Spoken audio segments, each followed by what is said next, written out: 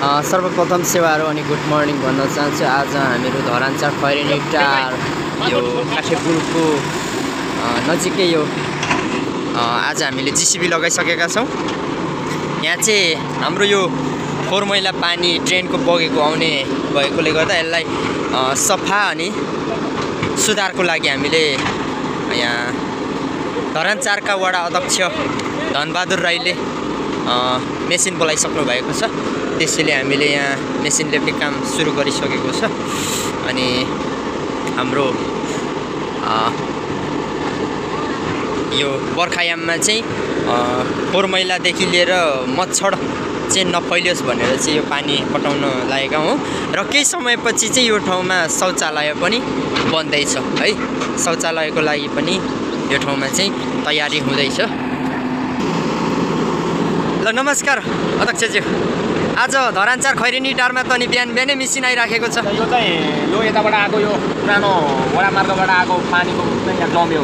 हजुर, घोसना लामखुट्टे अनि फोहोर पनि भयो क्या। हजुर, चोकैमा अनि यसलाई चाहिँ यता माटो तालेर यता पुगिदिएर पानी उता कटाइदिने भनेर त्यसको लागि हो। यो अलिकति फोहोर भयो हाम्रो चाहिँ चोकैमा एकदम अव्यवस्थित भएकोले गर्दा अब तपाईँहरू प्रेम र तपाईँ सुमनजीको दुईजना हिजोदेखि सरसफाइ गरिरहनु भएको अनि त्यसको गर्नु खोजिरहँदाखेरि किन हामीले सपोर्ट नगर्ने भन्ने हिसाबले गरे हो।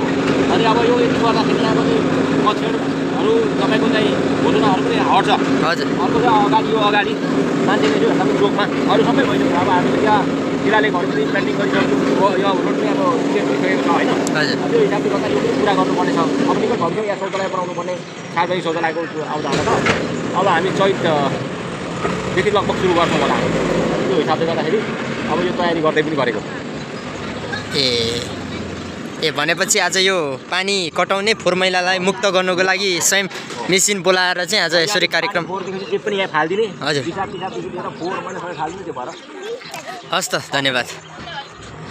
आज चाहिँ धरानचार खैरेनी टार काठे पुललाई चाहिँ केही परिवर्तन गर्नुपर्छ, अरूले नगरी कसले गर्ने, त्यसैले आफैले गर्नुपर्छ भन्ने भनाइ हाम्रो धरानचार वडा अध्यक्ष धनबहादुर राईले राखिसक्नु भएको छ।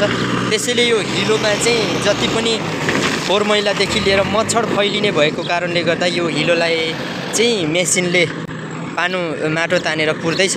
र यो साइडमा चाहिँ यसरी चाहिँ माटो हाल्दै आउँदैछ जेसिबीले।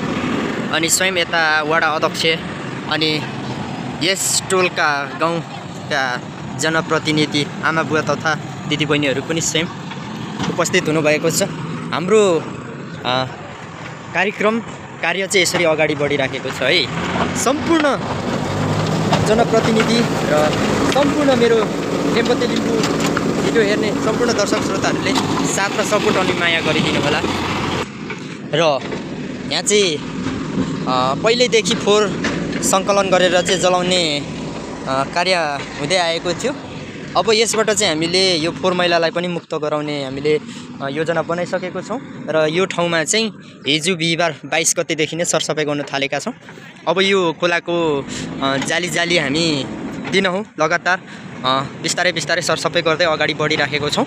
त्यसैले यदि हजुरहरू पनि कोही खाली फुर्सद समयमा इच्छुक हुनुहुन्छ भने आउन सक्नुहुनेछ श्रमदान गर्नुको लागि। र सर्वप्रथम चाहिँ विशेष चाहिँ म के भन्न चाहन्छु भन्दाखेरि हाम्रो धरानका मेयर हर्क साम्पाङज्यूले चाहिँ आफ्नो देश आफैले बनाउनुपर्छ र अरूलाई उदाहरण दिनुपर्छ भन्ने भनाइ लगातार दिँदै आउनु भएको छ। र आजको दिन उहाँ लगातार देशको निम्ति खट्दै हुनुहुन्छ भने हामीले किन नगर्ने त भन्ने भनाइलाई हामीले उहाँको मार्गदर्शकलाई पछ्याइराखेका छौँ। र उहाँ आजको दिनसम्म पनि लगातार धरान खानेपानी पाइप कोकाको 1 र 2 को पाइपलाई बचाउनको लागि फायर लाइनमा लगातार उहाँ जाँदै हुनुहुन्छ भने उहाँको पक्षलाई पनि हामीले मध्यनजर गरेर उहाँलाई पछ्याउने त्यो समर्थक हामीहरू पनि बन्नुपर्छ। र त्यसैले आज धरानचार खैरेनी टार यो काठे पुल, पहिला पुरानो काठे पुल थियो, अहिले चाहिँ पक्की पुल भइसकेको छ। त्यसैले यहाँ धरानचार काठे पुल खैरेनी टारमा यसरी आज जीसीबी लगाएर चाहिँ यहाँ सरसफाइलाई मुक्त र यो ठाउँमा केही समयपछि शौचालय चर्पी बन्दैछ। त्यसैले सम्पूर्ण दर्शक श्रोताहरूलाई के भन्न चाहन्छु भने मेरो भिडियो हेर्नुहुने सम्पूर्ण दर्शक श्रोताहरूले माया गरिदिनु होला, लाइक गरिदिनु होला, सब्सक्राइब गरिदिनु होला। हस्त, धन्यवाद।